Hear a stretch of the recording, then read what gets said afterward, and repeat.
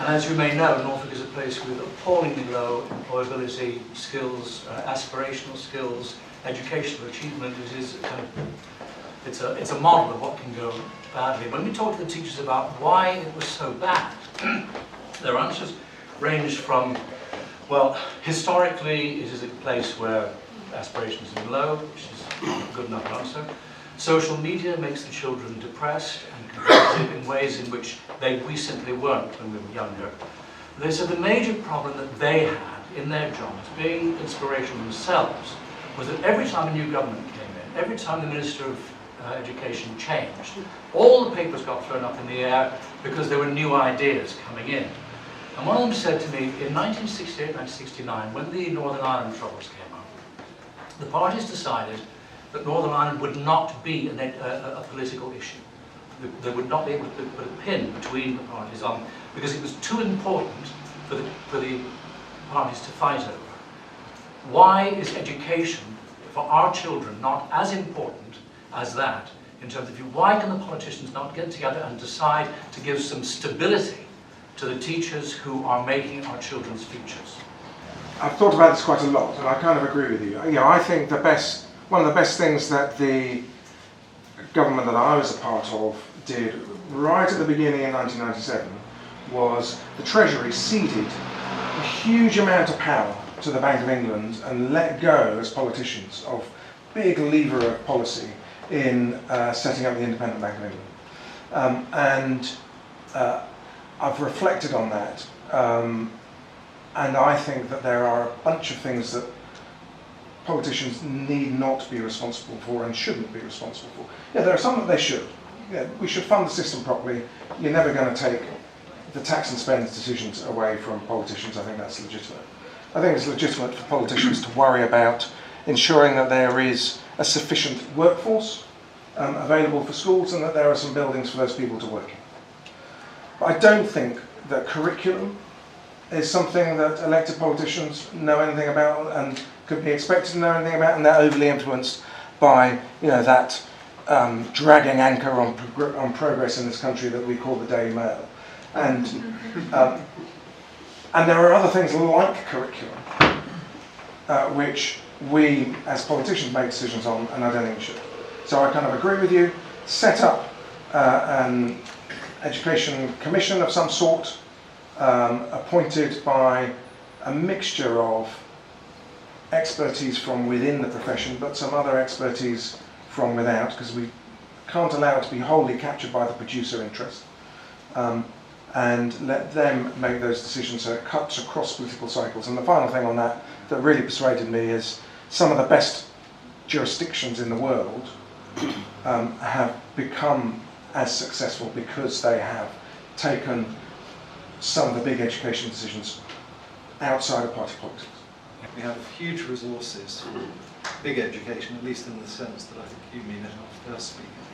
Why are we not tapping into life experience and indeed specialist skills which exist in abundance to supplement our formal teaching staff? There are several barriers to that. I think in some places there are. Interesting, I referenced the schools in New York, and one school we went to which was so I think it goes, I haven't finished my sentence there, but it goes to the point of Jim's point about sort of post-14 to 19 education and the notion of vocational education. So part of how we see real-world experience and technical capacity as an education system is very low status.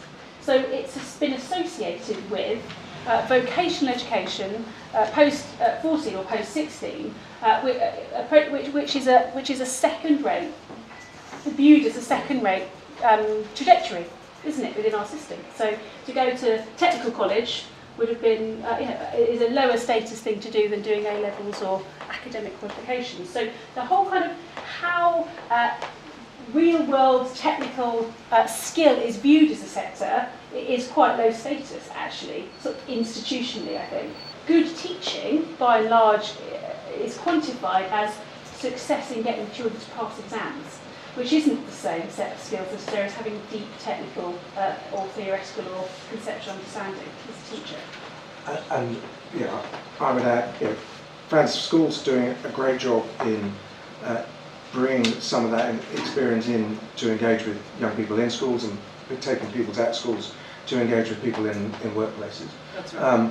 And they're a great organisation doing that. So there's some of that going on already, but I think there's a fundamental change needed around, we don't have enough teachers, so we do need more help. There is that expertise out there.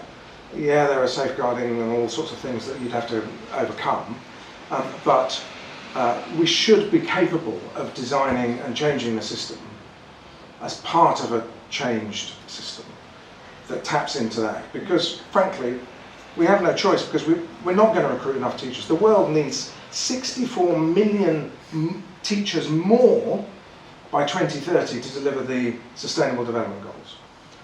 That is impossible. But we do need, the world needs every child in the world to get a primary and secondary school education. So we have to think differently about how we bring other adults in to help lead learning alongside professional teachers who have to be at the core. At the end of your talk, you mentioned some fairly revolutionary ideas around sort of scrapping GCSEs and peer-to-peer learning and that kind of thing.